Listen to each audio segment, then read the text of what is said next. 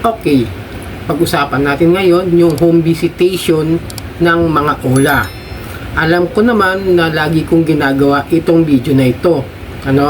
Ilang buwan na halos paulit-ulit na nga ako rito sa video na ganito.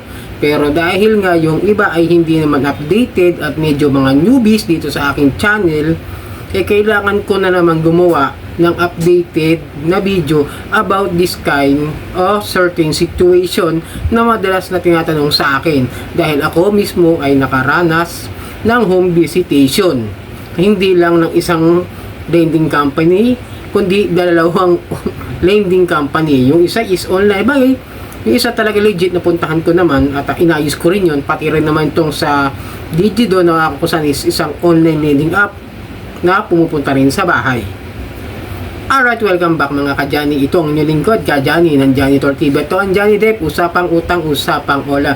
So sa mga ka-Johnny natin dyan, makiglalambing lang po ako, pakipollow na po at paki-subscribe na rin po yung aking mga social media account, yung Facebook, TikTok, at itong aking YouTube channel. Paki-like na rin po, share, at hit nyo na yung notification bell para updated po kayo sa mga videos na ginagawa natin dito about sa usapang online lending apps. At ngayon, medyo babalik muna ulit tayo sa mga katanungan dahil may mga message talaga sa akin na same question na lagi na lang tinatanong sa akin dahil legit ako na napuntahan.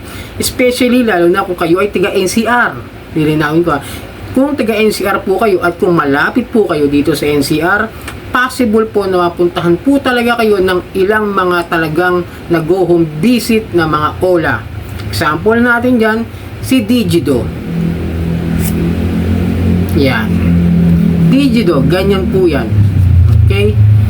Hindi makikita basta-basta yung number, medyo malabo na Basta bibigyan kayo ng ganyang klase ng papel niyan ni Digido. Siyempre, number 1 yan na mga na OLA na nagpupunta talaga sa bahay. Kung kahapon, yung ginawa nating video is pumupunta sa work, nag-i-stop, eto talaga legit na pupuntahan ka at mag-iiwan naman sa'yo ng papel o di man letter na kung saan pwede nilang ibigay sa'yo para malaman mo kung paano mo isa-settle. At bibigyan ka rin naman ng number kung saan doon ka makikipag-usap doon sa agent na pupunta na yan. At ngayon, kung wala kayo dyan sa bahay ninyo at mayroon tao na pwedeng makatanggap niyan, doon nila iniiwan yan. Pero meron lang akong hindi ako pabor sa minsan ginagawa na pipicturean nila yung bahay mo na hindi man na ipapaliwanag kung bakit kailangan picturean yung nasa bahay o yung naiwan doon sa bahay o yung tumanggap doon ng papel nila. Medyo walang consent. Kung walang consent, dapat di picturean Yun lang naman ng akin. Yun lang naman ng aking point of view. Kasi yung si Boss Ray nga na naniningil hindi naman ginagawa yan, nagtatanong muna kung okay bang picturean sila o hindi para patunay na nagpunta sila doon sa borrower. Diba? Doon sa kliyente. Pero kung ayaw, wala kayong magagawa. Diba? Ganun dapat Hindi yung nagugulat na lang yung tao, pipicturean para saan. Hindi ko alam Pero yun ang ginawa noon. And then, mayroon pang ibang mga OLA na nagpupunta. Then lilinawin ko na to medyo agahan ko na sasabihin ko sa inyo. Kung kayo nangangamba, malayo kayo sa NCR. Example, Visayas or Mindanao, hindi na mag-atubili na pumunta yung Digido o yung iba maliban sa home credit at sa iyon. Na kung saan may mga nationwide na office sila at physical office talaga. Nationwide. Okay? Ngayon, kung si Digido at yung iba, pero si Bilis, meron ako narinig, pakikita ko sa inyo. Ilinawin ko lang, si Billy is meron talagang home visitation o field visitation. Ayan. May nakuha kong info, nagpupunta. Then, meron nagsabi, diyan sa pagre-research ko na yan, meron daw isa nakakaalam na nationwide din daw sila, si Bill is. Meron daw silang mga branches sa Luzon, Visayas, Mindanao. Pero hindi pa ako sigurado about that dahil wala pa naman ako masyado nakukuhang info at wala pa ako nakukuha mga comment na lagi na ganoon na pinupuntahan talaga sila. Baka depende sa may kumagat. Depende siguro sa utang.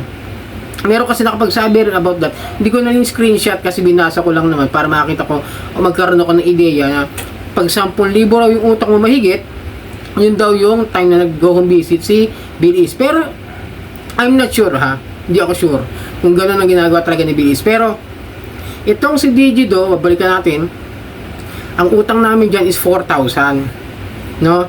Walang bayad yon, wala pa yung kahit partial payment, kahit yung tinatawag na yung partial pala, no, yung parang monthly na huhulugan mo, wala kahit isa yon.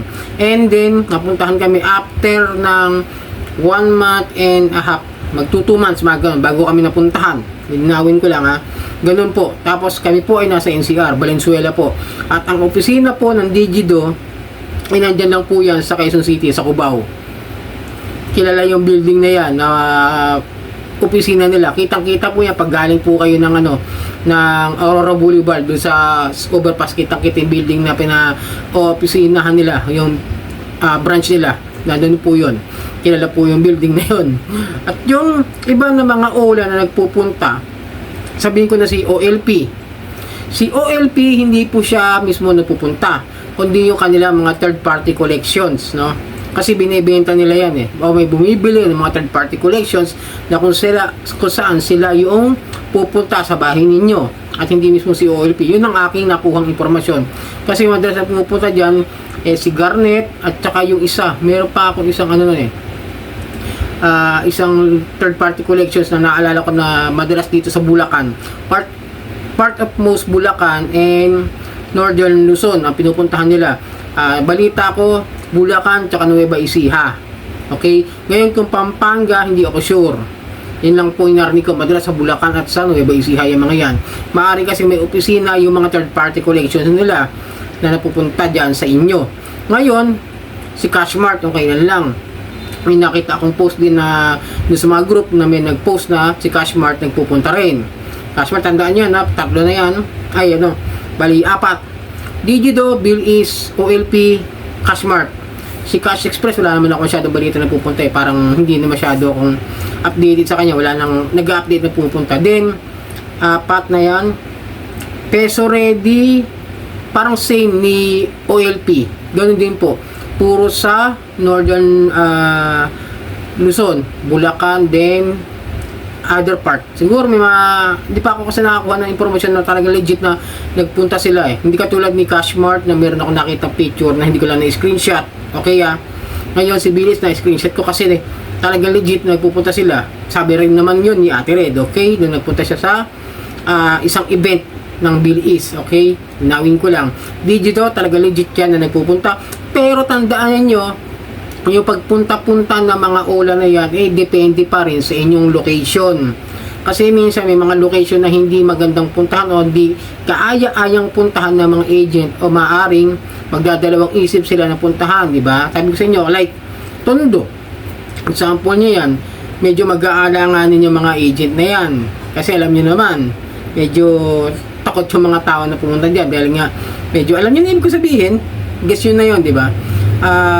Tulad ng mga lugar na medyo malalayo. Kunwari, meron nag-comment sa akin na taga Nueva Ecija siya, pero dulo ng bundok sila nakatira at medyo madilim yung lugar.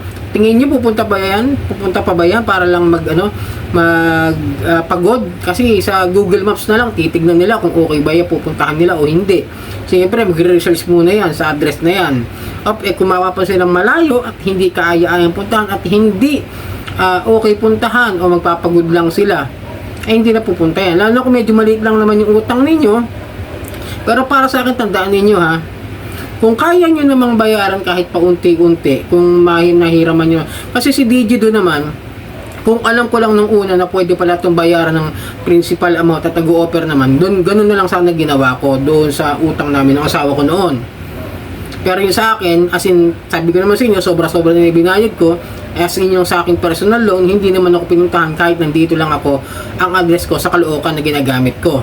Okay, linawin ko yun Yung ako mismo, yung personal loan ko, wala na kasi sobra na po yung binayad ko at hinihintay ko na lang na mag-file sila ng small claim sa akin para harapin ko kung sakasakal magdedemanda talaga sa, pero wala pa rin naman. At yun, lilinawin ko yung mga home visitation.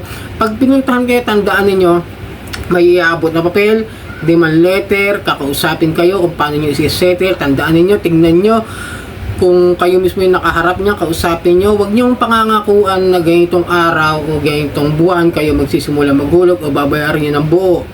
Kasi mahirap magsalita na sasabihin nyo babayaran ko ngayon. ngayong buwan na ito, paano kung magkaroon ng problema? Siguro kausapin nyo ng paunti-unti. Mas okay siguro yung ganun para magkaroon ng settlement na kahit kaunti. Katulad ng ginagawa ko, di ba? Sabi ko sa inyo, legit na lending company, pinakiusapan ko kung pwede bang hulug-hulugan hanggang yung sa kaya ng aking budget sa buwan na yon, pwede naman yan.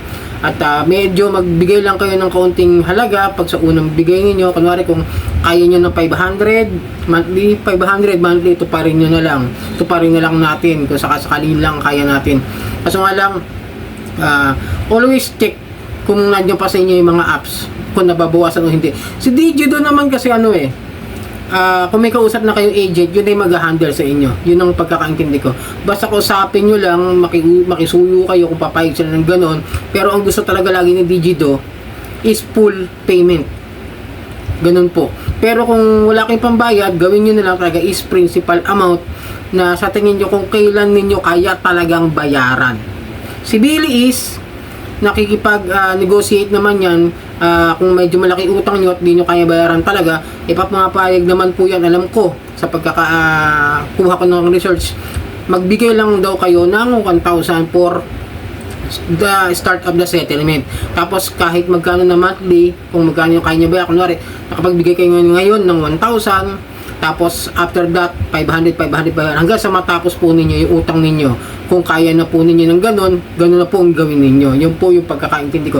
At kung sakasakali puntahan kayo ng mga ganyang online lending apps, tabahin ninyo, ganun lang po ang inyong gagawin. Kukunin ang ID nila, tingnan nyo kung legit silang empleyado na yan, kung talaga bang masasettle nyo ng ganun yung inyong loan, para maging matapos na rin po ng maayos yung ating mga loan sa kanila, yung mga utang natin. At yun po, ito lang po muna ang aking update sa inyo ngayon. Mga lilinawin ko ulitin ko. Pag Visayas, Mindanao, wala naman sila masyado mga office dyan, wala nang magtatangka sa inyo, huwag na kayong kabahan. Pero kung dito kayo sa NCR Luzon, Northern part, Calabarzon, medyo nagpupunta yan. Medyo hindi sinabing legit, medyo may pupunta yan. Rizal, Cavite, Batangas. Quezon meron paminsan-minsan. And then sa Northern, OLP, Peso Ready. Okay? Sana nalinawan kayo sa pag-home visit ng mga OLA. At in-update ko lang po, hindi po ito paulit-ulit. May nagtatanong pa rin po kasi, baka may mambash na naman sa akin na paulit-ulit na ako. Nililinaw ko lang po kasi hindi na po nagiging update about sa home visitation. Yung mga OLA victims o yung mga nagtatanong about sa mga home visitation ng mga OLA. Okay, ito pong inyong lingkod ka, Johnny ng Johnny Tortibet on Johnny Depp. Usapang utang, usapang OLA.